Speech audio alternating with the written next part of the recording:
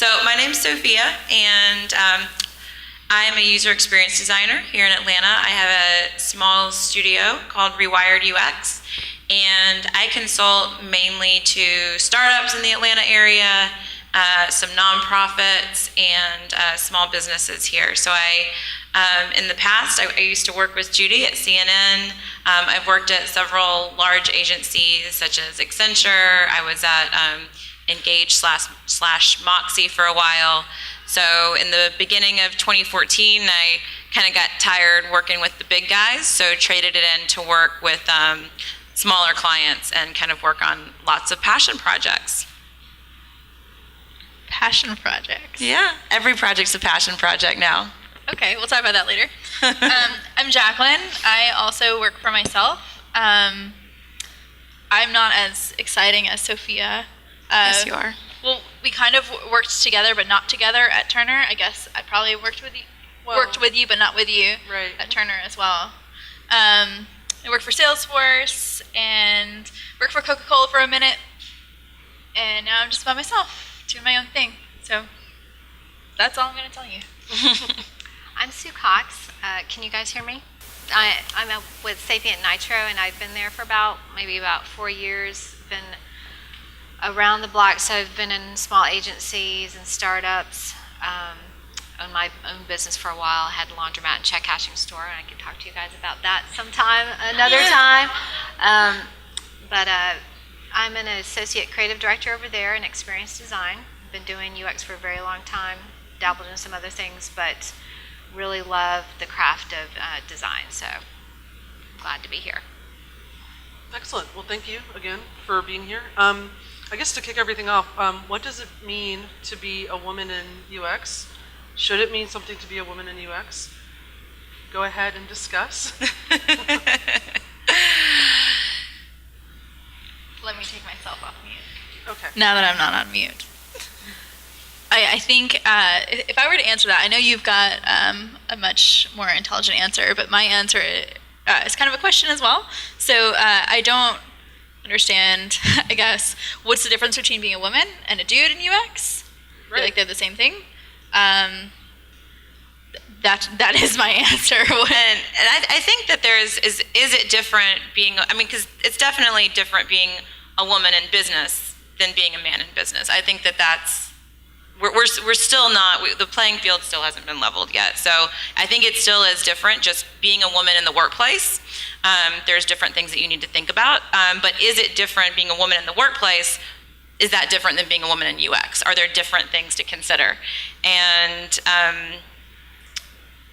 I think that the interesting thing is in technology, being a tech, I've always thought of myself as I'm the non-techie person in the technology world. So I'm the person representing the end user. I do my job well because I'm actually really dumb with technology.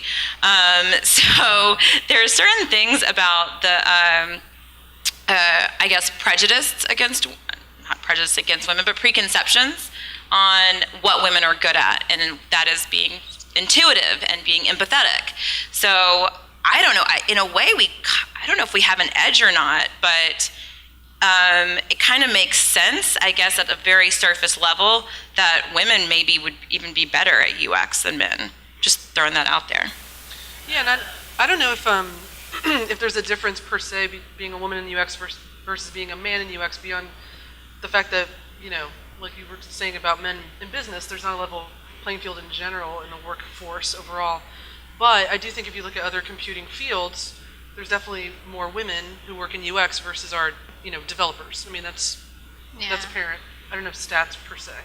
And then yes, is that based on this notion of being empathetic, and a UX designer is hopefully being empathetic? I don't know. I don't know if we can scientifically explore that, but it's interesting to think about. It might also have to do with what people are comfortable with. I was actually reading up a little bit before coming to the panel about just girls and then women in technology, and it seems like girls drop off in technology in 6th or 7th grade. So, and if you look at the tech schools, if you just look at Georgia Tech or MIT, for example, there's a large proportion of men in those schools versus, women. So it may be, this is just a hypothesis, it may be that it's more acceptable for women to go into something a little bit more creative versus tech, like in development, for example. But even then, what the stats show is that even though there may be more of a balance in UX with women, we still don't have that same percentage of women who are going to those senior roles. Thus, things like the 3% conference comes up. So, you asked about like, why is there a difference between women in UX versus men in UX? I don't know if there's really a difference. I mean, there's probably some general like stereotypes of what women do, how women think, and what men do, and what men think. I feel like it's bringing a different perspective that's important because, like you said, we're designing experiences for people, and that includes both men and women. It includes people of different ages. It includes people of different races. So in terms of like how we do the work, I don't necessarily think there might be a difference, but there is a perspective that needs to be representative, for designing things. So. Right. Can everybody hear Sue in the back? Okay, I'll speak louder. I can project. I just didn't want the alien effect in here, so. I can hear you fine. Okay. Well, yeah, we're Thinking Okay. about that person back there. All right. in the audience. Are there any thoughts or opinions about that question,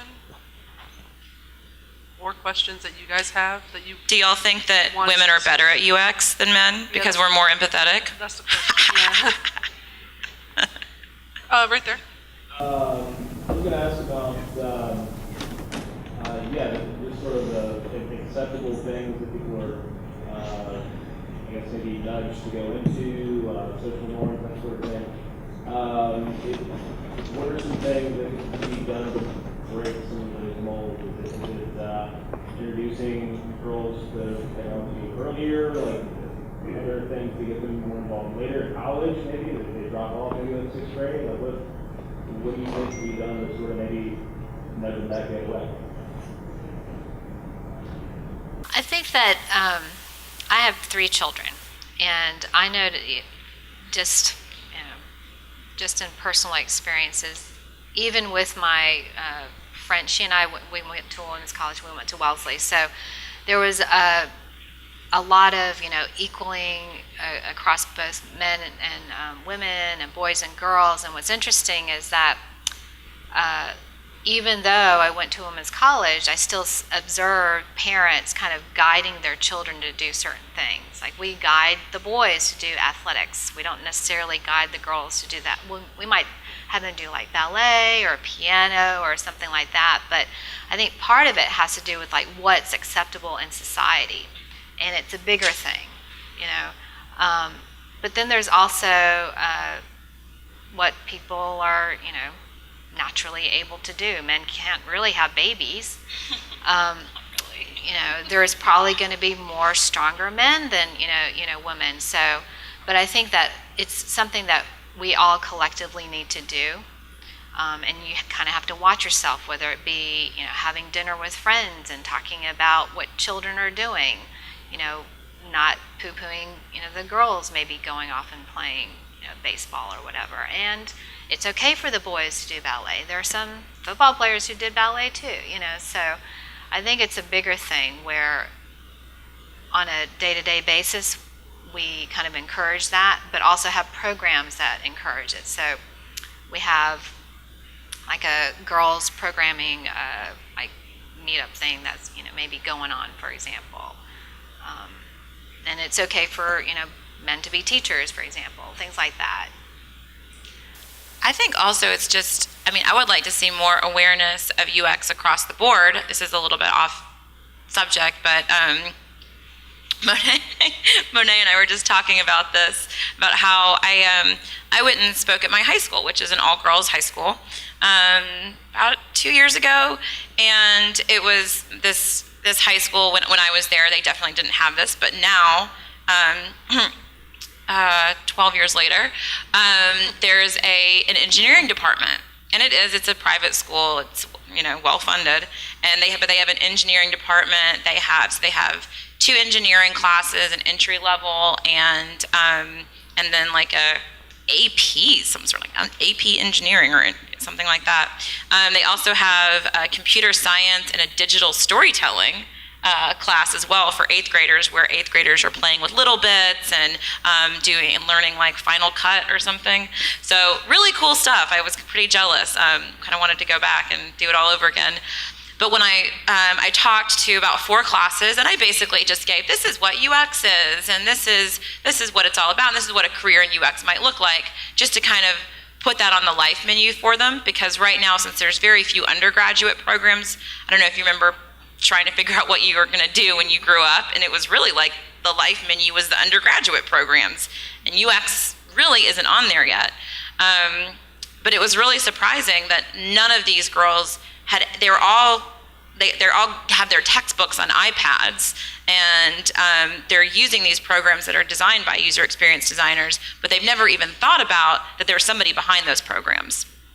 So I'm sure this is true for boys too, though. So high school kids don't even know that this is a thing. I was literally speaking to some very affluent people that have college counselors on, right there on staff. And if these girls don't know about it, then I'm pretty sure that most of the population doesn't know that UX is a thing. So I think that's just all across the board. We need to be, and I don't know the answer to that. I would encourage everybody, go speak at your high school. Go tell them about UX. Spread the word. Yeah, I mean, I agree that there's not much awareness around what UX is in the general population across all ages. So really just talk to anyone about UX who doesn't work in it already. One other thing that I'll just mention, I don't know if this could be a discussion point, but so I went to Georgia Tech. I was in industrial design, and when I was at Georgia Tech, the ratio, so I went from an all-girls high school to Georgia Tech.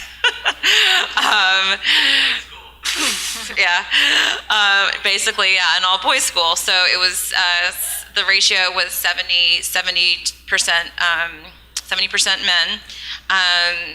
And in computer science, the ratio was, I think, like 97% men in computer science. This was 10 years ago. I'm sure it's up now. But the industrial design program was 50-50. It was the one school, I think it was management and industrial design were the schools at Georgia Tech that were 50-50 ratio. And I don't know why. I mean, we can guess, but.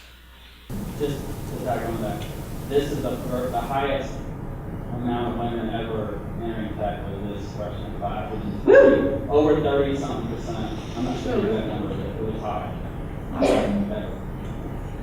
Yes, it's always struck me that UX attracts a certain personality type, and then we were just talking about social norms and what we encourage young girls to do. And I was wondering how, if you guys or girls saw any of those things applying, like how they fit together. Because I noticed that people in UX tend to think alike with certain, and we mentioned it requires a certain empathy. So, I mean, how do you think gender and personality play into it? Well, I thought a lot about that actually before coming here, and I think I want to be careful to not make judgments because you could say that, well, my thought about UX is that people need to have both the creative skills and the analytical skills, and that's very hard to balance. Usually people kind of lean towards one or the other. I don't know if it really has to do with whether you're a guy or not. I think it's really complicated. I think it has to do with gender bias in the senior roles and having role models, for example. We find that even though it may be balanced, I've been in different companies where there's some balance in more the junior roles. As you start to elevate, the percentages go tremendously down in terms of the number of women who get to be like director or VP level. And I think what's interesting about that, at least in UX and in the organizations that I've been in, is that the UX is kind of lumped in together with the visual designers, and it's all like one creative group, for example, and the leader of those creative groups tend to be men. And so,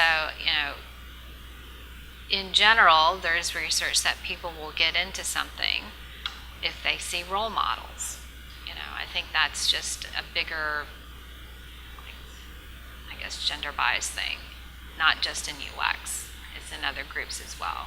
We find, for example, in our company, there are a lot of women who are in program management, but even when you get to the more leadership roles, they tend to be more men. And there's like a lot of, I guess, thoughts about why that happens. But there's stats about the fact that it has to do with bias. It essentially has to do with bias, but it also has to do with how women interact differently than men, and how they speak and what they ask for. The whole thing about the salary discrepancies, and just talking to different people who actually control like staffing. Men come and talk to them differently than women do. So I think it's complicated. But. So, sorry, I'm just gonna... Go for it. Okay, thank you. So this is interesting what you said about role models, because in my thinking while you were talking, my role model was actually my father. Mm-hmm. So I feel like I'm a very good blend of both of my parents. My mom is like a very more like caring, emotional person, and my dad is way more like get shit done and do it right, and that's kind of the business ethic that I have. Mm-hmm. So when you put them together, it actually is a perfect blend for like a UX individual, I think. But anyway, so that was that. To answer your question, I think less to do with gender, more to do with personality and the amount that you can care for people that you don't know. That's kind of, I will bend over backwards for pretty much anybody that I like that might need something from me that I think I might be able to help. I don't think that has anything to do with the fact that I've got ovaries and you don't, Mm-hmm. like, anyway, take it away, Sophia. Oh, and I was just going to say about the role model thing. I don't know if that's particular to UX. I think that's all across the board. Yeah. I read Lean In, so, so speaking through Yeah, Sheryl Sandberg is speaking through me. But Yeah, if you read her book, she talks a lot about, it's interesting looking at different perspective, and we're all different people, but you do have to have certain skills to be great in UX. Yeah, like you were absolutely. saying, you need to have that balance of, the empathy, you need to be detailed, you need to be able to think, broad, but kind of very, low level as well, and sure. really think from the customer's perspective, Yeah. not just the one data point, which often is the case sometimes. But in addition to that, though, like, it's not just having those qualities, right? It's about understanding the business as a whole and how you're going to make money, how the product is going to sell overall. If you don't have that, then you're missing a key piece of what it takes to be really even just a good employee, but like a great UX. Yeah, and I think it's also kind of leveraging, what's possible in technology. Yeah. And thinking about the content. There's a lot. We don't have to do everything, but I think a big, advantage of being in UX, I find, is that you get to be there from the beginning to the end. You get to see like you're supposed to, but you get to see the fruition of your craft. That's exciting. For sure. so when I have people ask me that are thinking about getting into UX or considering that as a career path, whether it's a young man or a young woman, I always say the same two things. Like, you need to be able to think, as you were saying, at a very high, broad, holistic level. You need to be able to have systems thinking. You need to be able to think how one thing will affect the other thing.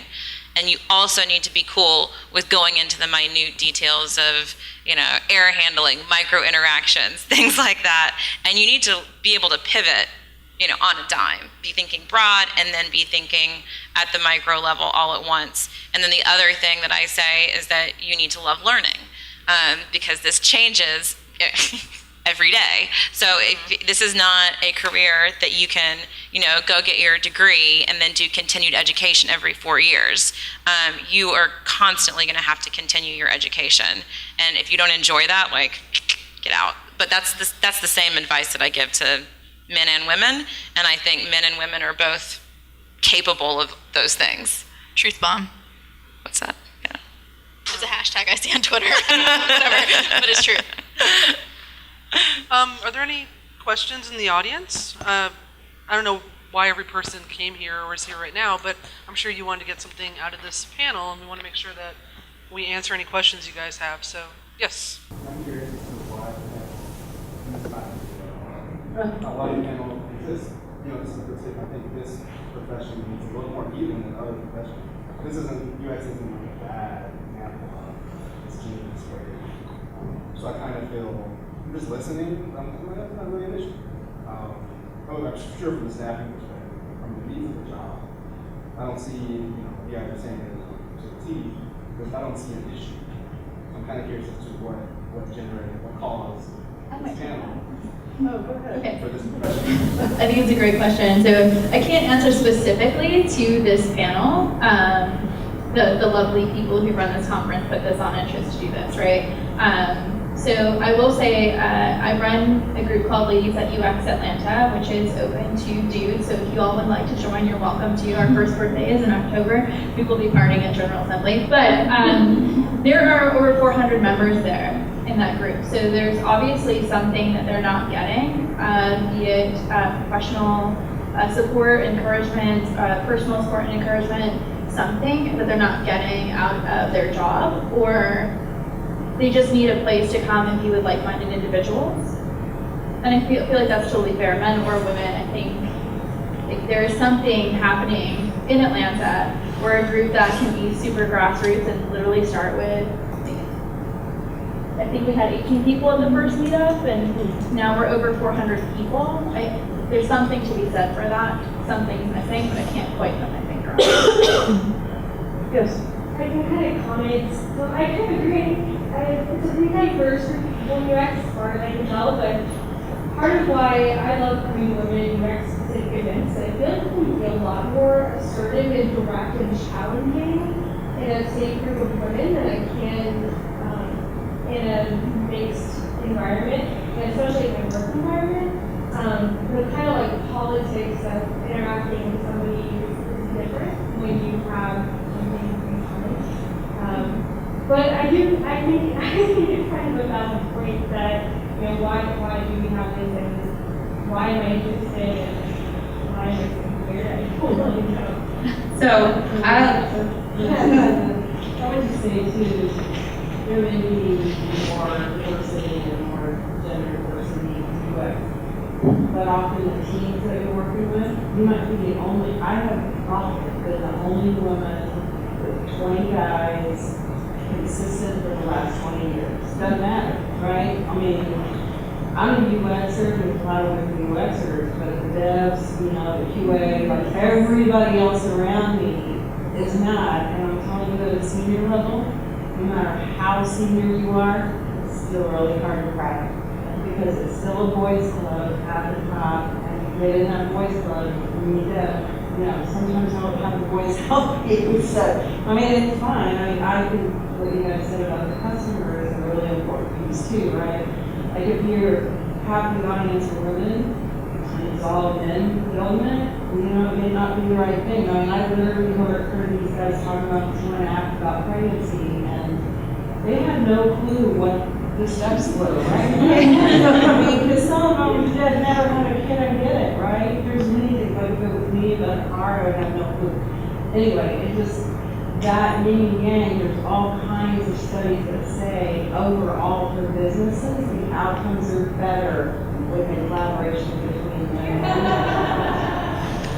I mean, that's exactly what I was going to say. So, I mean, no, that's awesome. I'm on the same page. I just think back to so many professional situations where my team, I'm the only woman, and it's something maybe Georgia Tech helped me get used to that, but it's something where I feel like if we're here in the trust tree, just to be completely transparent, and to sort of self-analyze, I probably did have to kind of change my behavior and how I handle these situations to make myself more one of the guys.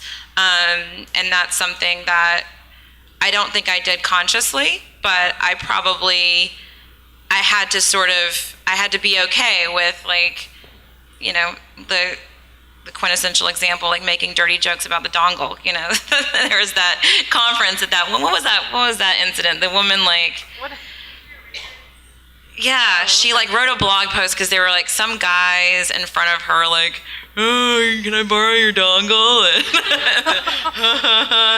And she got very uncomfortable in this situation.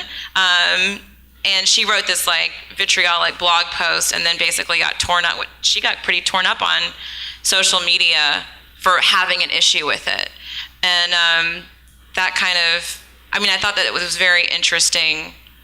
It was a very interesting piece of news that you know, made it into the headlines. And I kind of, you know, I have to be okay with that. Like, I'm not going to write a vitriolic blog post when, like, you know, guys are being guys, and I'm like one of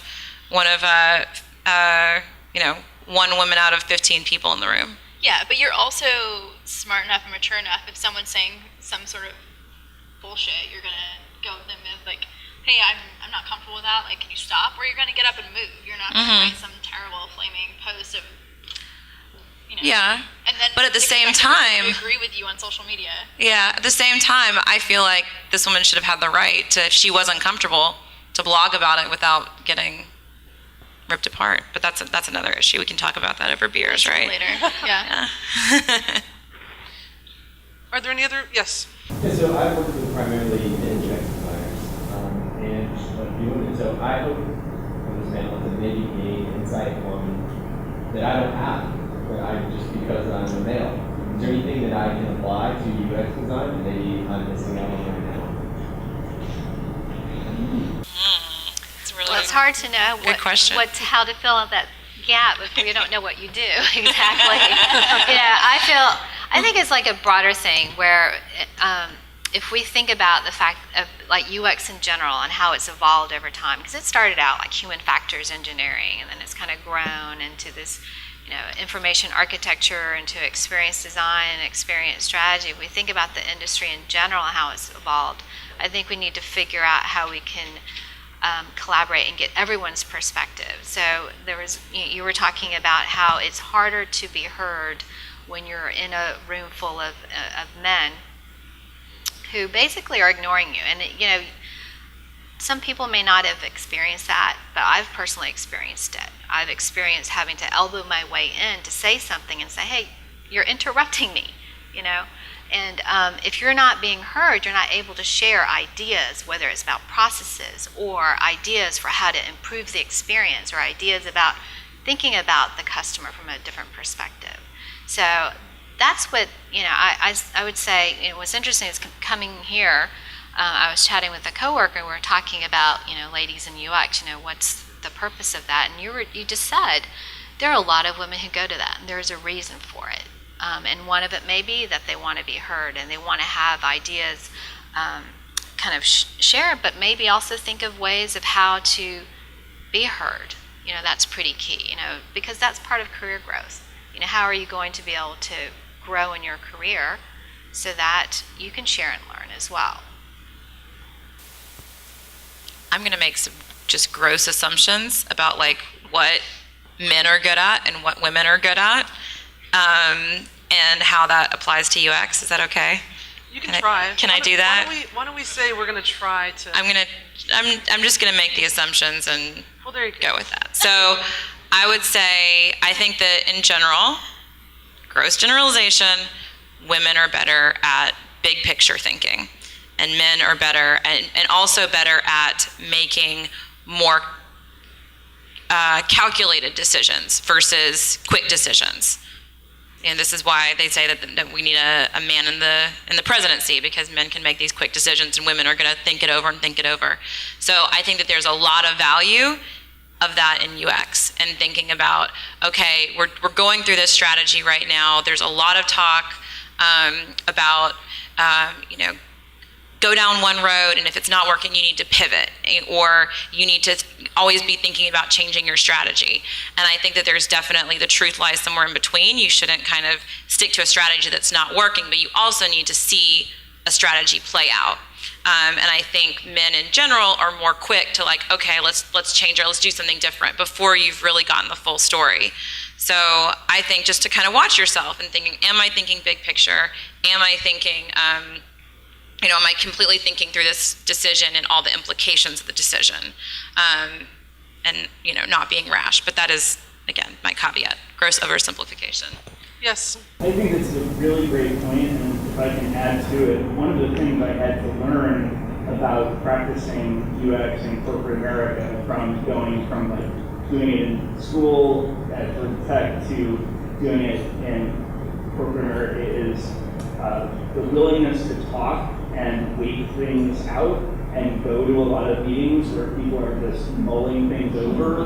And it's like, I almost think like men a lot of times say, get her done, like let's get it done, just do it.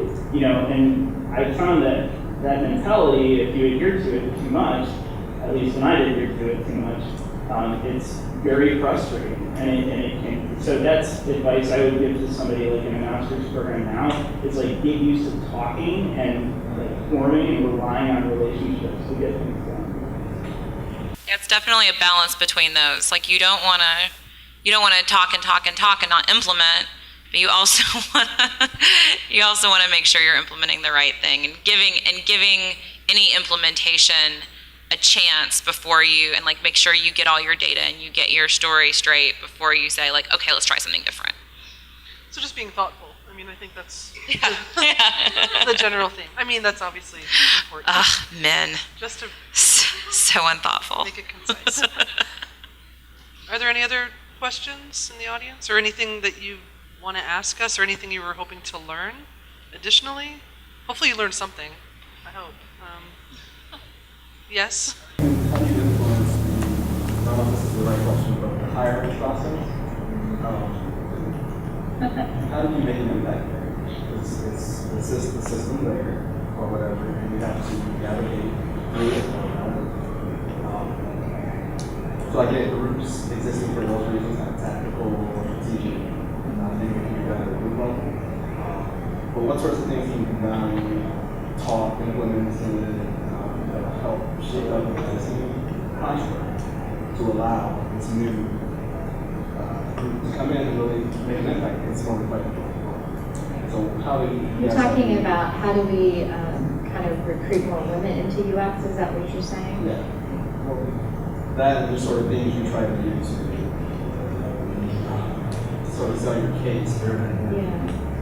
Because you're dealing with maybe a team of all guys hiring or something like that. It's kind of tough to really impact. Yeah, I think that's a good point. I think part of it is, if you think about like the senior folks who make the decisions, if you as a woman, or if you're a guy and you're trying to recruit other women, you participate in that. I don't find in just recruiting in general in our place that there's a lack of women applicants. There's actually quite a lot. There's probably, and in fact, in our group, we have 2 men and everybody else is, we have a lot of women. But where we see the drop off is when people are progressing in their career. There aren't as many women who are getting to that higher level. And I think what I notice is part of it has to do with the relationships that are developed. Who's hanging out with who and who's making those decisions, whether it's going to play golf or watching the basketball game. I personally don't do any sports except for CrossFit. I'm not going to go hang out with the VP doing that. But it's trying to make that connection in the relationship, but also recognizing and doing that personally. So making sure that everyone, who should be recognized is being recognized, whether they're a woman or a man, because those are the ones that are going to be promoted, I find. Usually people hear about either the really good things or the really bad things, and the reputation is important, and we have to be cognizant about who we're recognizing and ensuring that we're being equal about that. And I don't think that's necessarily always, happening, because like I said, it depends on who, if you're going out and hanging out playing golf, you hear about so-and-so doing great work, and it's the ones that you hang out with, playing golf and playing basketball or playing video games or, whatever. anyhow, that's my personal experiences. And two, in the research that I've read, is the recognition, who you're hanging out with, what you're doing. I don't think that you need to play golf or play basketball or go to baby showers together, whatever, but you have to figure out how you're going to make that connection, whether it's just going out on Mondays and hanging out, or getting together like this and hanging out. I would just, first, I would discourage any woman from ever trying to, in an interview, sell themselves like, oh, I'm a woman doing UX. Yeah. Don't do that. Yeah. And also, I personally would never hire somebody just because they were a woman. I would discourage any of you to do that as well. It should be hire the best person. But also, when you're hiring the best person, make sure, did I look at all the people? If you are in a hiring role and you're thinking, oh, we're going to move somebody up, my kind of field of vision is around the people that I play golf with. Are you forgetting somebody? So to make sure, if you are in the hiring position, always hire the best person, but make sure that you're looking at everybody. Yeah, and equally. Equally, There's studies that show if you have an applicant with different names, people have different perceptions. Or when you're interviewing, women, when they tend to be a certain way, they're seen to be like bossy versus a guy who's being assertive. You want those certain qualities. So you kind of need to be, I think all of us individually need to figure out how we're going to influence and try to be equal. We're all going to have prejudices and stereotypes, but we should try to, be cognizant of that. Yes. What role does mentorship play in terms of bringing you that skill to progress in the world of UX? I think it's important. I feel like I'm talking too much. I think it's important. I'll give you an example, and this wasn't just, I was sitting in a group full of women, and one of the women she's a visual designer, and she was being kind of raked through the coals because the guy was kind of taking all the work himself. And people interact in different ways, and I kind of gave her some I said, can I give you a little bit of advice? Instead of just saying, could we do X, Y, and Z, say, you know what, we need to do X, Y, and Z. Because what's happened is that he's kind of like taken all the work because he's wanted to control things. And it's not necessarily a guy thing, it's just that he's wanted to control things. And she's the one who's getting in trouble, not him, So some of it is, I think, day to day trying to figure out how we should speak, not necessarily as a man or a woman, but how to be assertive and to be okay with it, and to be able to say, excuse me, you've interrupted me, in a nice way without, sounding like a jerk or whatever. But I've observed, and there's, if you, read the Lean In book, women do talk differently, than guys. We don't necessarily need to be guys, but we should also, both men and women, need to figure out how we can engage in ways that's going to be listened to, whether you're a guy or a girl. And what is appropriate behavior. There's a stereotype that women are emotional and they're going to go cry. And then there's a stereotype that men, they get angry, they start yelling. Neither is really appropriate, or professional behavior. But there's kind of a middle where we can all, get along and be heard and be professional. But I think part of it is just being educated on what's happening, reading, the research, and then also observing and trying to insert ourselves and influence. Because I know, my personal experience, how I was 20 years ago is very different than I am now, and learning from that and how I can speak and be heard, and it's okay. I think the group that Sophia and Jacklyn, you guys, you started, I think, and you're an avid attendee. But that builds on this idea of mentorship. I think that's the whole point of it, really, is to build, I would assume, community and find mentee-mentor relationships. Kind of, sort of, yeah. There is a Ladies at UX mentorship program. There's one in Atlanta, I think, right? Still, maybe? I don't know. Isn't there a UX mentors program? Yes, okay, thank you. in here. There's mentors in the room. uxmentors.com. Okay. So part of the reason that Ladies at UX was started originally in the UK was because these two girls were basically slamming some drinks in a bar and just started UX, and they're like, there's no great women UXers that we can look up to model our career after. So they band together, created this group, and then like 30 people showed up based on one Eventbrite invitation and like 5 tweets.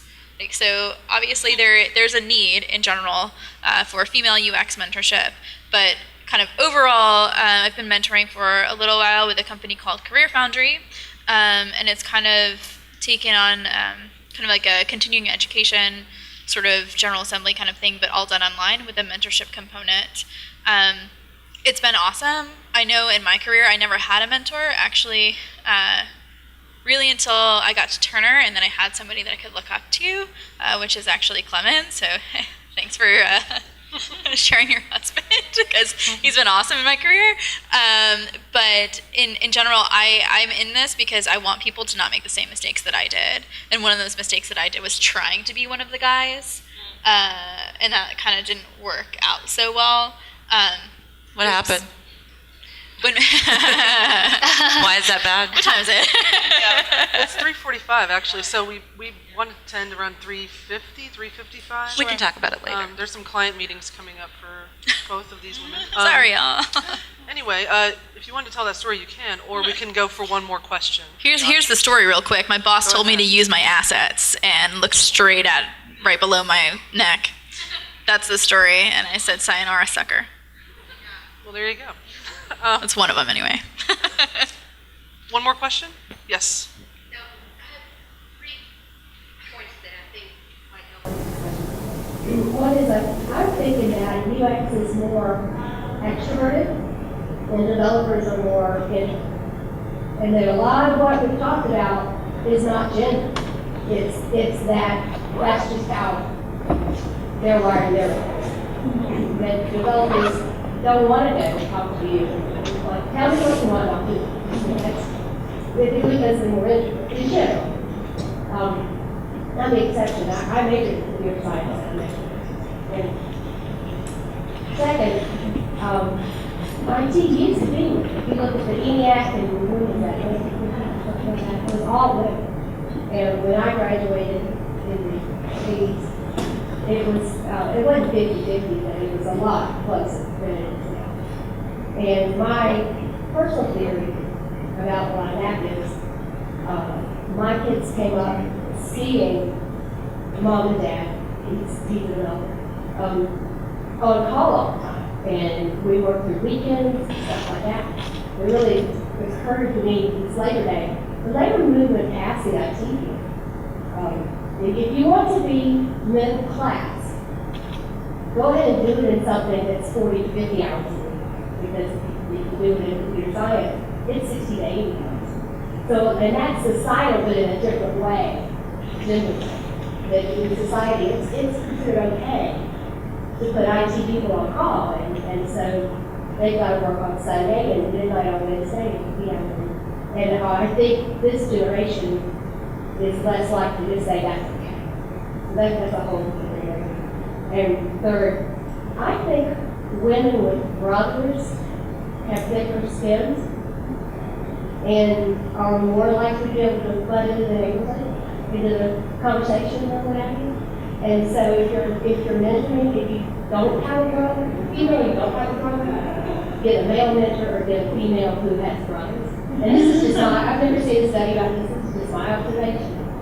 Because there is a time to let it roll off, and there is a time to say, no, that's over the line, you can't say it, you know. So I think that gives you a different perspective. Thank you. Yeah. I was going to say that's interesting. That's one about brothers. I had a brother and a sister, but we fought a lot, like literally, physically. Your sister's probably pretty tough there. No, if I had one, I figured she would have fought it. But my point is, men are brought up with more confrontational attitudes, and they're okay with it a little bit more. And so if you get that like differences, you know, yeah, I don't know. That's interesting. So on the point about mentorship, I think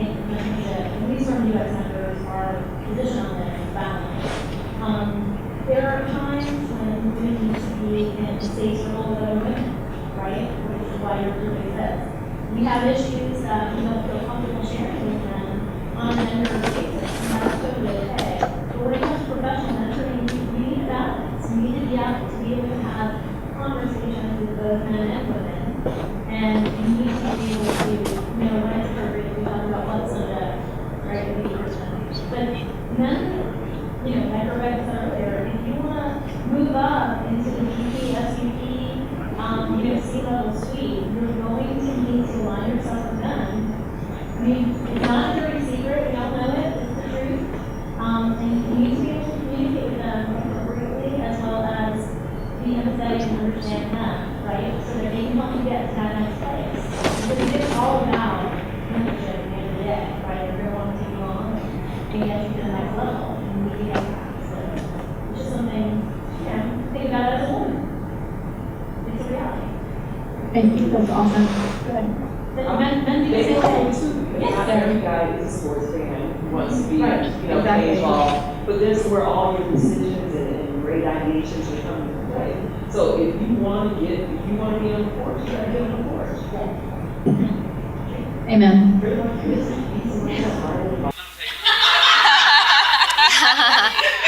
Yeah. And Yeah, I think that's a good place to stop. So just one thing before we end today, I just wanted to thank the guys that showed up and asked really thoughtful, intelligent questions. I've actually never spoken on a Women in Tech of any sort panel and actually had guys show up and ask questions. So that's awesome and really appreciate it. If you guys want to talk Hats off. more, Twitter, email, whatever, come find me. Thank you for attending. And thank you guys for being on the